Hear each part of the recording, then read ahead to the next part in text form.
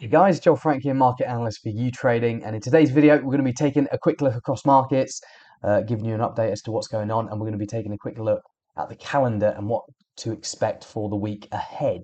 So let's jump right into it. We'll start off with euro dollar actually, because US markets are actually closed on Monday, um, meaning that focus is very much on events in Europe and, well, outside of the US. And you can see that euro dollar has, well, it briefly this morning fell under 0.99. It has recovered back above, but does still remain below parity and below the range of the last couple of weeks. And today's low does mark a fresh low going all the way back to 2002. Wow.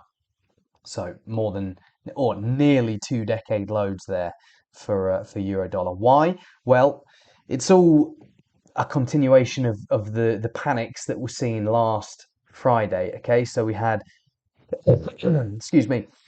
We had Gazprom essentially closing down gas flows through the Nord Stream 1 pipeline, which carries a significant portion of all of uh, the Eurozone's gas imports into the continent. And it's basically, they're talking about maintenance problems, and the fact that Eurozone or Western sanctions are preventing equipment from getting through and all that kind of stuff. But really, it's seen as a retaliation over the EU's support for Ukraine amid Russia's ongoing invasion of Ukraine. But the implication is that higher gas prices in Europe, increased risk of gas rationing in the coming winter. How bad is the coming winter going to be? We don't know. If it's a particularly cold winter, then things could get particularly ugly because, gas rationing, what does that actually mean in practice? Well, it means restricting the industrial sector's access to energy, pretty much, because you need to prioritize people being able to have energy in their homes so they don't freeze, basically. So all of this basically means recession. And we've had some Eurozone data out this morning. Maybe I can show you. Well, it hasn't actually come up on Forex Factory, but we had the final August PMIs. We had some September Eurozone Centix data, both very ugly, both pointing towards a recession. So there's a lot of pessimism at the moment, which is why this long-term trend, which I've been talking about for weeks and weeks and weeks, this long-term downtrend in euro dollar remains very much in flow, to be honest. So what levels am I targeting now in euro dollar? We're going to have to go back on that monthly. I'm going to have to go all the way back to the turn of the century or the millennium. And I think we're going all the way down to this area of resistance turned support around 0.96. Things are going to get very, very ugly for the Eurozone this winter, probably. And that's, I think, where we're headed. We do have the ECB this week as well. It's one of the main events of the week. But the ECB, most people seem to think that they are very, very behind the curve, even if they do raise interest rates by 75 basis points, as a lot of people are expecting them to do this week. Inflation in the Eurozone last week, the data showed us inflation in the Eurozone at 9.1% year over year and accelerating. And that's not just because of energy prices. I mean, the headline is being driven by energy prices, but core inflation is also accelerating. So it's like the ECB really, really needs to get going. And 75 basis points doesn't seem to be enough to lift euro dollar at this point.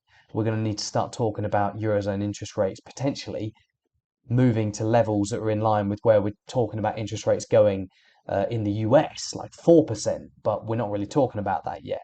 Maybe if we do start talking about that, we could, see a recovery back above parity, but I don't think that looks very likely at the moment.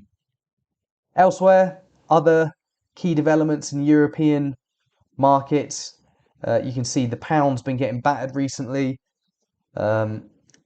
Liz Truss has just been elected as the new Conservative leader, and she's about to be leader of the Conservative Party, who are the ruling party with a majority in the UK Parliament, and she's about to be you know, become the prime minister tomorrow when Boris Johnson goes to the Queen and does that whole ceremony.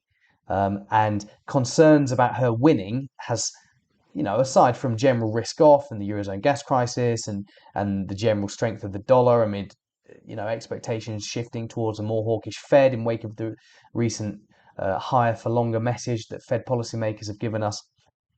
Concerns about Liz Truss doing essentially fiscal stimulus are also driving sterling lower at the moment.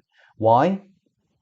Well, because the UK economy is very weak at the moment. It's facing massive inflation. Basically, we're in a big stagflationary situation, and the concern is that if the UK government does massive stimulus, number one, it's going to worsen the inflationary problem, and number two, it might be a struggle to even borrow that much money anyway. So, borrowing rates in the UK, it's not looking good.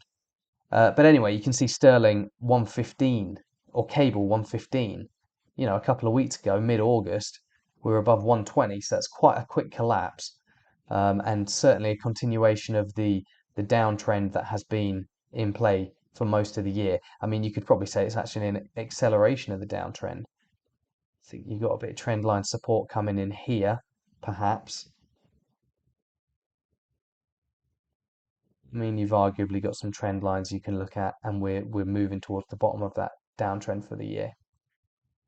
But yeah, guys, I mean, in terms of the market update, that's pretty much it. Like you can see, like I said, US stocks closed today. So S&P 500 futures are sort of flatlining, close to Friday's closing levels. We did have a bit of optimism in wake of last Friday's US jobs data, which was positive in the sense that it showed wage pressures slowing and rising participation rate, which are indicative of the labour market becoming less tight, but not because of economic weakness, but actually because of more people wanting to participate in the labour market, which could be deflationary, but also not necessarily a bad sign for economic growth. So that was seen as a bit of a Goldilocks, which is how you can see the S&P 500 briefly went above 4,000 again, but now it's reversed that. And then finally, oil still in a downtrend, but well, actually, I think OPEC's now agreed to do a 100,000 output cut.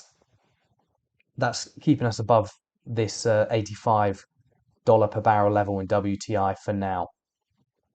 But as we continue to talk about recession in the Eurozone and there's still worries about lockdowns in China and stuff like that, it seems like it could only be a matter of time before WTI goes under this level. In terms of the calendar, let's quickly fly through it. There's quite a lot of central banks this week. RBA on Tuesday, Asia Pacific session. Bank of Canada on Wednesday.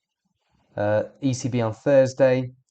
All of them are going to be raising interest rates. The question is how much. There's also a lot of central bank rhetoric coming from other central banks. So like you got this various members of the Bank of England appearing before the UK Parliament on Wednesday. You got Fed speak on Wednesday. You got some commentary from RBA Governor Lowe after the interest rate decision one day before. Well, 2 days before actually. He's speaking during the Thursday Asia Pacific session. Powell speaking on Thursday. I mean, he's going to say the same thing he said recently at Jackson Hole, you would think. More Fed speak on Friday. Canadian jobs report. So it's quite a big week for the loonie, really. Definitely BOC and that. And Aussie GDP, US ISM services PMI. Those are both on Tuesday. There's quite a lot for the G10 FX traders to be monitoring. So it should be an interesting week. But yeah, aside from the US services PMI,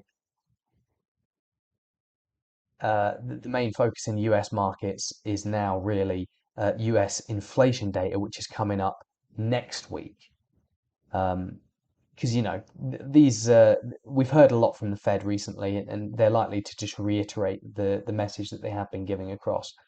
So I think from a US market perspective, things are probably going to be actually a little bit quiet this week. But yeah, guys, anyway, that's my week ahead video. I hope you enjoyed it, and I will see you all in the next one.